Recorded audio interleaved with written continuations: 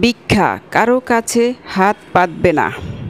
একদিন এক ব্যক্তি নবীজি সাল্লাল্লাহু আলাইহি সাল্লামের কাছে এসে ভিক্ষা চাইল। নবীজি সাল্লাল্লাহু আলাইহি সাল্লাম জিজ্ঞেস করলেন, তোমার ঘরে কি কিছুই নেই? ঘরে আমার একটি কম দামি কম্বল আছে, আর আছে একটি কাঠের পেয়ালা, যা দিয়ে আমি পানি পান করি। লোকটির জবাব, নবীজি সাল্লাল্লাহু আলাইহি সাল্লাম বললেন, কম্বল ও বাটি নিয়ে আমার কাছে নিয়ে এসো। লোকটি কম্বল ও বাটি নিয়ে নবীজির সাল্লাল্লাহু আলাইহি সাল্লামের কাছে নিয়ে আসলো। নবীজি সাল্লাল্লাহু আলাইহি সাল্লাম 2 দিরহাম বিক্রি করে সে অর্থ লোকটির হাতে দিয়ে বললেন, যাও 1 দিরহাম দিয়ে খাবার কিনে পরিবারকে দাও এবং আরেক দিরহাম দিয়ে একটি কুড়াল কিনে নিয়ে এসো।